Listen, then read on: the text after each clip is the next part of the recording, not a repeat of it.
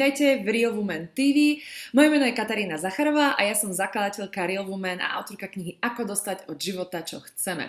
A toto sú moje pravidelné videá, ktorými dúfam vás inšpirujem k nejakej pozitívnej zmene, k novému spôsobu myslenia alebo náhľadu na udalosti, veci, pocity, ktoré sa dejú vo vašom živote. Dnes som si vybrala tému, ktorá sa týka našej práce alebo nášho podnikania. A mám pre vás takú otázku. Vyčerpáva, alebo irituje, alebo stresuje vás práca, ktorú robíte? Ak áno, tak dnes by som chcela práve hovoriť o tom, čo je za tým. Prečo sa deje, že sa niekedy cítime úplne unavení, vyčerpaní z práce, ktorú robíme, alebo sa nám nechce ísť do práce alebo do aktivity, ktoré nás čakajú. Ako keby všetko iné robíme, vyhýbame sa tomu, len aby sme nemuseli ísť robiť to, čo nechceme. A je za tým niečo podľa mňa oveľa viac, prečo sa nám toto deje. A či to je už v práci, do ktorej len máme ísť pre zamestnávateľa, alebo do práce, ktorej už chodíme dlhšie, alebo na druhej strane, ak sme podnikatelia, máme nejaké projekty, pracujeme sami na seba, alebo keď začíname tie projekty, alebo v nich len pokračujeme. A teraz nedávno som sa práve videla s jednou kamarátkou, ktorá začína svoje nové podnikanie.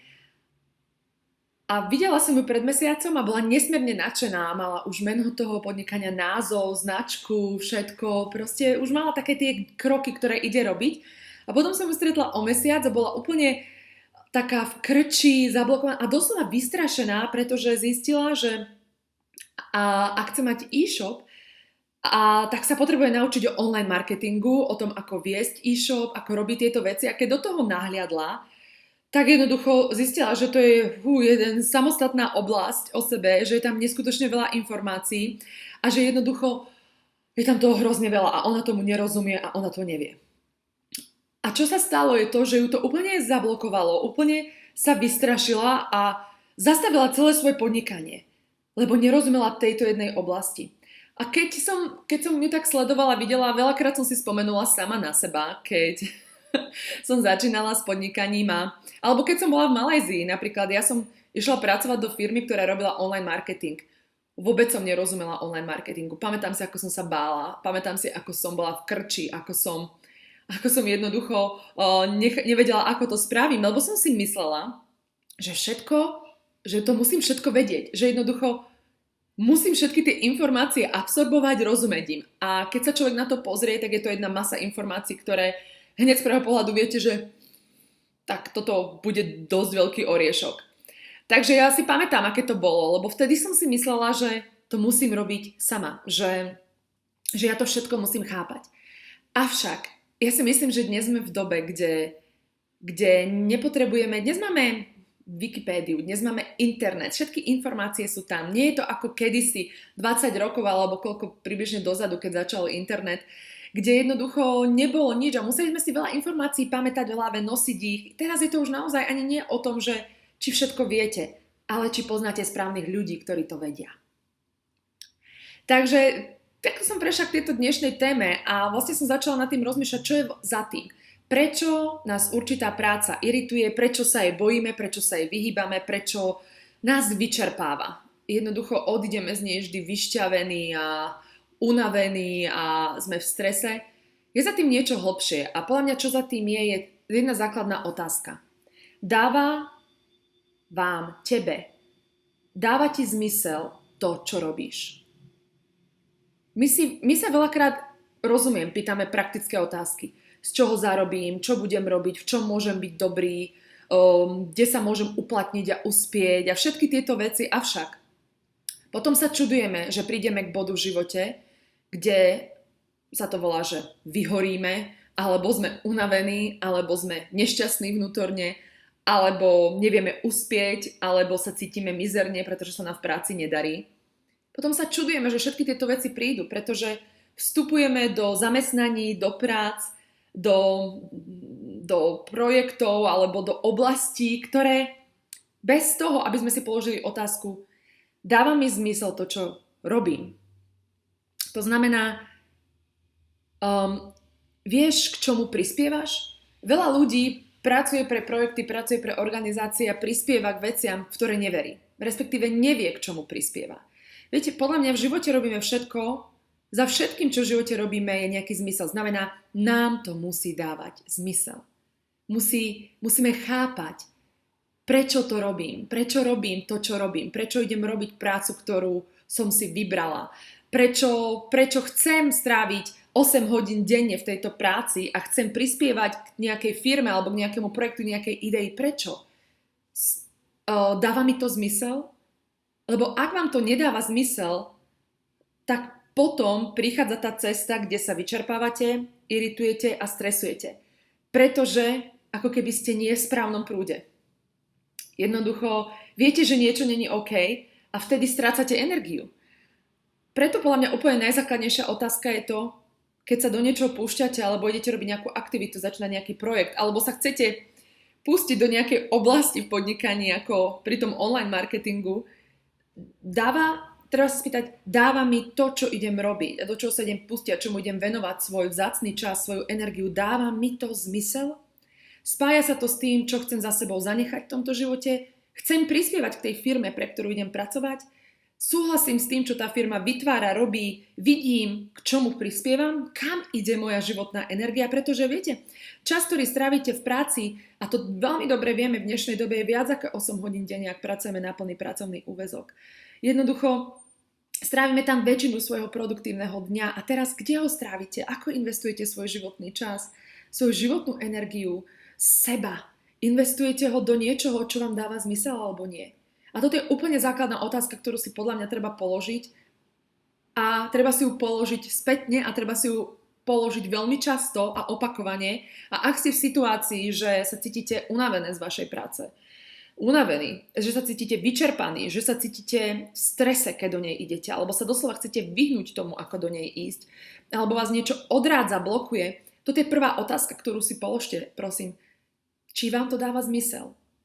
Čo vytvárate, keď do toho investujete svoju energiu, čas a talenty? A prečo to robíte? Čo je za tým?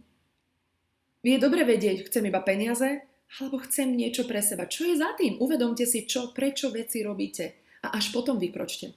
Veľakrát vykročíme a už kráčame už v nejakom vlaku a vlastne nevieme, prečo sme v ňom. Nevieme, ten vlak ide do nejakej destinácie a my vlastne ani nevieme, či chceme ísť do tej destinácie a nevieme, či chceme byť v tomto vlaku s týmito ľuďmi. A je to OK, niekedy sa nám to stane. Vtedy sa treba zastaviť a spýtať sa tieto otázky.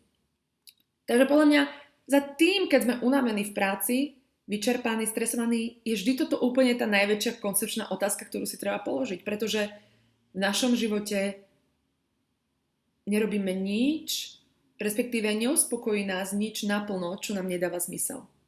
A tak to je. A je otázka teraz na vás, ako chcete žiť svoj život. Chcete ho žiť?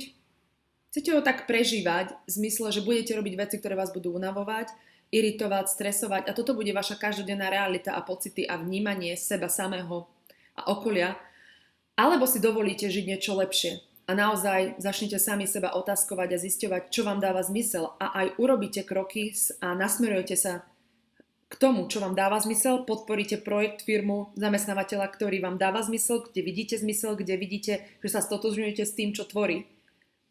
Pretože potom nám nebudú vznikať na svete veci, organizácie, produkty, ktoré sú nepotrebné. Takže znovu raz sa vracame k tomu, že všetko závisí na nás. Všetko sa odvíja od nás. Druhý dôvod, prečo sa možno môžete cítiť unavení, alebo podľa mňa by som povedala taký, že vyčerpaní a v strese z tej práce je preto, že možno ste na pozícii alebo robíte prácu, ktorá není pre vás vhodná.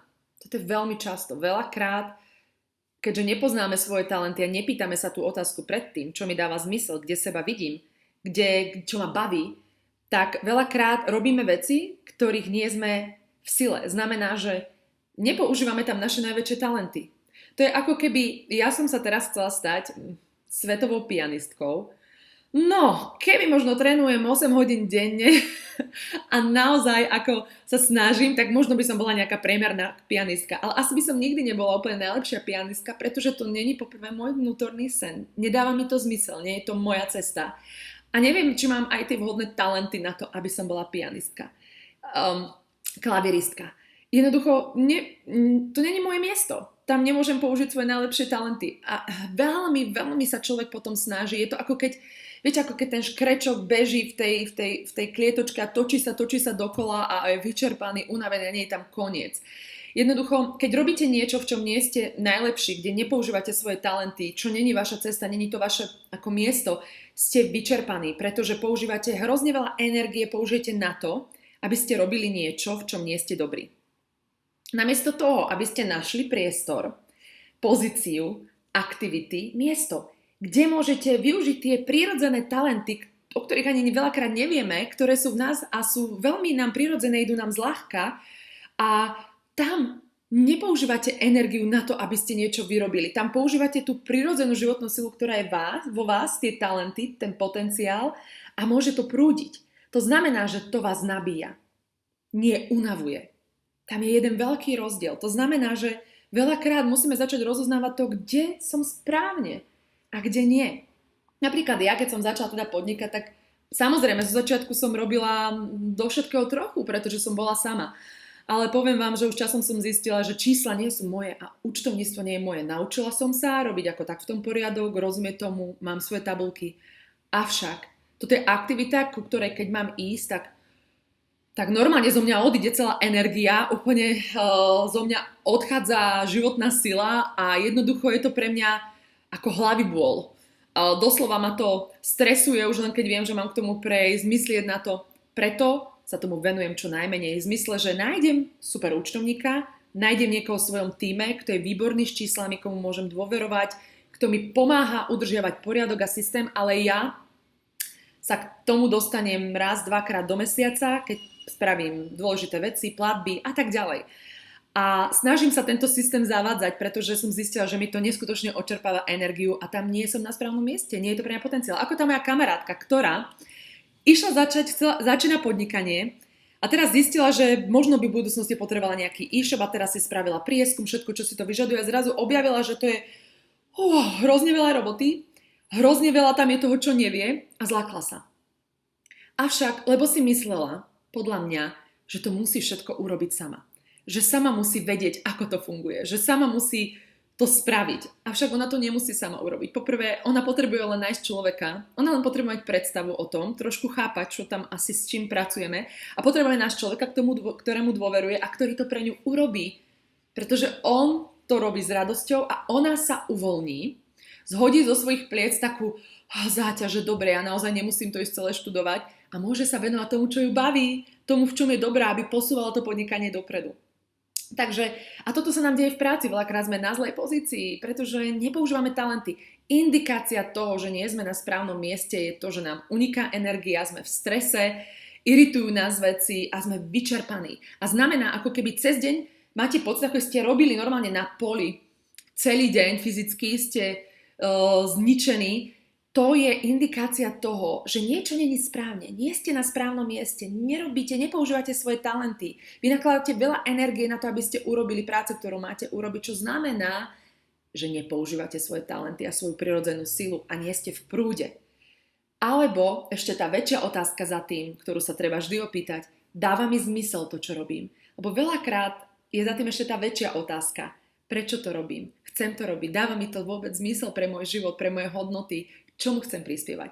Takže toto sú dve veci, na ktoré sa podľa mňa pozrite, ak naozaj cítite únavu, vyčerpanosť práce. Dnes nemusíme robiť všetko.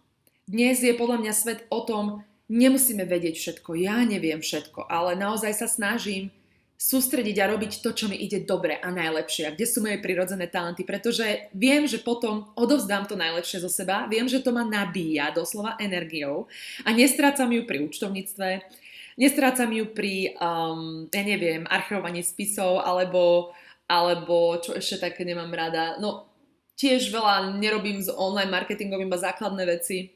Jednoducho, tie detaily skôr prenechávam iným ľuďom, ktorí sú v tom dobrí, pretože ja vždy vytvorím chaos v tom. Už som sa naučila neliesť tam, kam nemám a snažím sa to tak robiť, pokiaľ sa to naozaj dá a seba dať tam, kde som dobre, kde môžem naozaj nechať tú životnú silu prúdiť. aby som ja bola šťastná a spokojná a aby som mala čo najväčší prínos k svojmu okoliu a robila to, čo mi dáva zmysel. Pretože tento život je podľa mňa nádherný, ale ubieha nejako veľmi rýchlo. A naozaj je teraz zásadné to, zastavte sa na chvíľku a spýtajte sa, ako chcete žiť. Chcete ho prežiť v práci, v aktivitách, ktoré vám nedávajú zmysel a trápiť sa, stresovať sa, alebo naozaj sa rozhodnete, že začnete si klásť správne otázky, aby ste naozaj dostali správne odpovede a potom sa zastanete samých seba a vykročíte správnym smerom. Pretože keď si zodpoviete tieto otázky v sebe, to je prvý krok a veľmi dôležitý a potom musíte urobiť rozhodnutie.